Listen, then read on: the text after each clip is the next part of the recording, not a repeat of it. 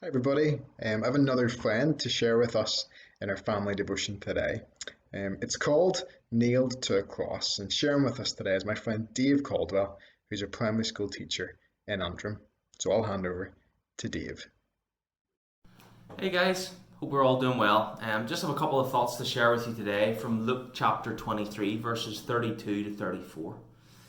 You see, Jesus is he's going on his journey. He's been to Jerusalem, and he's now going to where he ultimately had to go from the very first moment he came to earth. You see, whenever we think of journeys, we don't think actually as far back sometimes as the Christmas story. We maybe forget that Jesus came as a babe in a manger. We maybe forget that he came and not very many people really noticed that his coming that first Christmas. But the whole purpose of his journey was that he would actually grow to live, to then go to the cross and die in our place. So Jesus' journey was one of great purpose, and now his journey was coming to the end. I wonder if you've ever been away on a journey. Maybe you've been on a journey on a school trip, and this is like the very end, the final 10 minutes of your journey. I wonder what was going through your mind as you got to that new destination.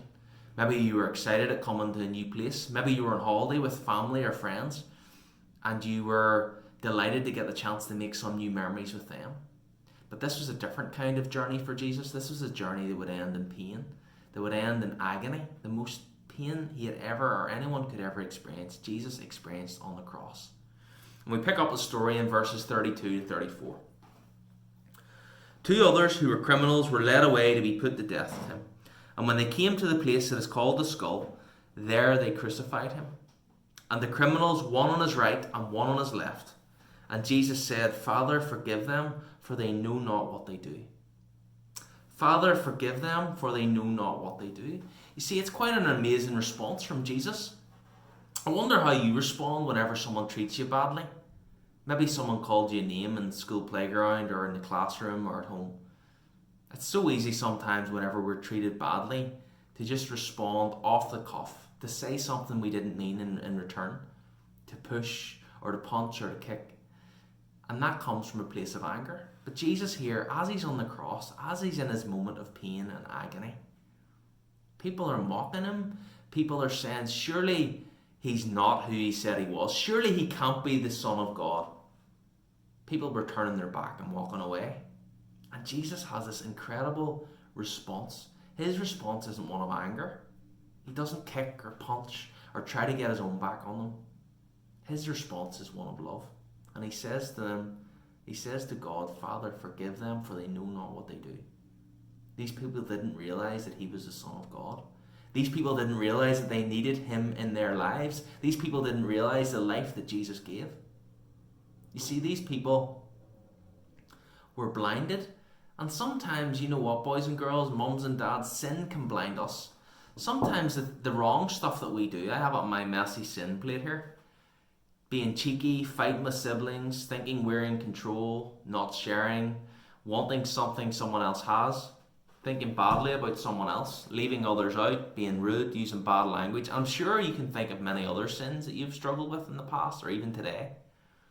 But you see, these people, they were calling Jesus names and they were mocking him. And he had the response of love. Because Jesus' love, Jesus' heart for them and for you and me is that we would come into a perfect relationship with him. That we would understand and we would experience his incredible love and his forgiveness.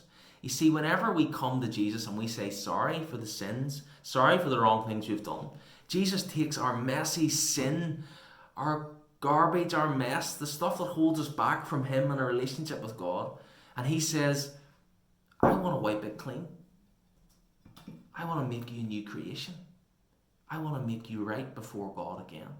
And the only way, folks, that we could get right before God was Jesus going to that old wooden cross in our place. You see, this is the symbol, this is the picture of Christianity across the world today.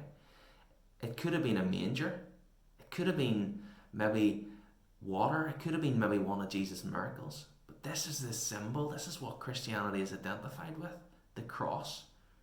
Because for you and for me, when we put our hope and our trust in Jesus, the cross of Jesus, the cross he stood on all those years ago, hung on all those years ago, the cross changes everything.